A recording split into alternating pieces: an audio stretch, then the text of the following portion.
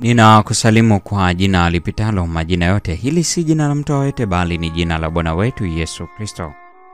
Karibu katika mfululizo wa masomo ya kesha la asubuhi, na leo ikiwa ni Aprili 20 ya mwaka wa 2025. Mada ya leo inasema Roho Mtakatifu maishani. Tuombe. Mtakatifu, mtakatifu, mtakatifu, Baba yetu na Mungu wetu uketie mahali pasiri juu mbinguni. Ninakushukuru kwa sababu ya wema wako na ulinzi wako katika maisha yetu. Ninasema asante kwa namna ambavyo umetulinda na kututunza. Ninakushukuru kwa ajili ya zawadi ya pekee ambayo umetupatia, zawadi ya uhai, nafasi ya pekee katika dunia hii. Tunaomba ukatusaidie maisha yetu haya uliyotujalia, tukayatumie kwa ajili ya utukufu wako. Asante kwa ajili ya masomo ambayo tumeendelea kwa tukijifunza. Asante kwa ajili ya wote ambao wamekuwa wakijifunza. Kila mmoja anapokuwa akiomba ukasikia hitaji lake na ukamtendea sana mapenzi yako katika jina la Yesu, amina. Mada ya leo inasema Roho Mtakatifu maishani, ikijengeka katika kitabu cha Yohana 14 aya 16. Neno la Mungu linasema, nami nitamwomba Baba, naye atawapa msaidizi mwingine ili akae nanyi hata milele. Kuna roho zenye njaa kwa ajili ya mkate wa uzima, zenye kuonea kiu maji ya wokovu, na ole kwa mtu yule ambaye kwa kalamu au sauti atawageuza kuzielekea njia za uongo.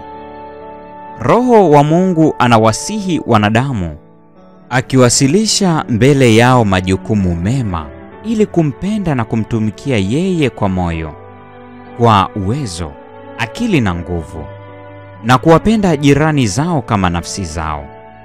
Roho Mtakatifu anagusa utu wa ndani mpaka unapotambua nguvu takatifu ya Mungu. Na kila uwezo mtakatifu unaimarisha katika utendaji madhubuti.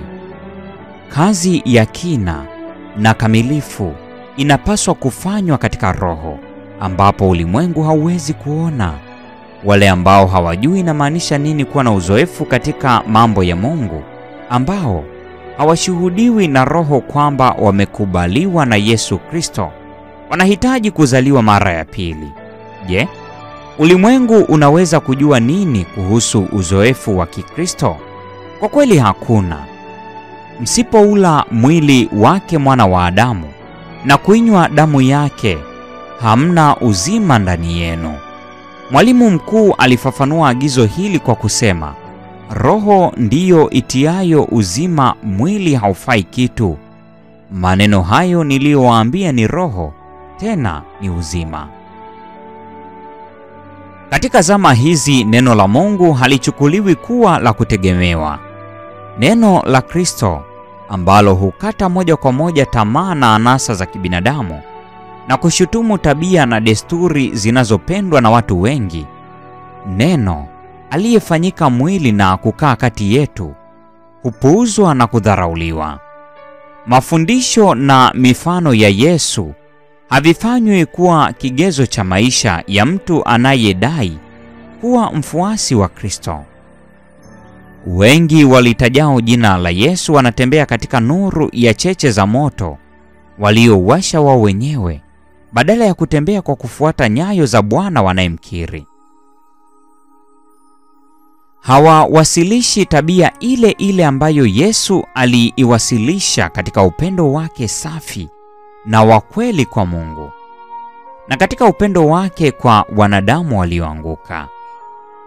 Hawamwamini Mungu kama ipasavyo katika neno lake na kuhusianisha mapenzi yao na ya Yesu Kristo. Hawaundi tabia ya kuongea na Yesu juu ya kumfanya yeye kuwa kiongozi na mshauri, na hivyo kujifunza kazi ya uzima ya maisha ya Kikristo yaliyobayana. Wale ambao hawasikii tu bali wanayaishi maneno ya Yesu wanadhihirisha katika tabia utendaji wa Roho Mtakatifu. Matokeo ya utendaji kazi wa ndani wa Roho Mtakatifu unaoneshwa katika mwenendo wa nje. Maisha ya Mkristo yamefichwa pamoja na Yesu ndani ya Mungu, na Mungu anawatambua walio wake kwa kusema, Ninyi ni mashahidi wangu.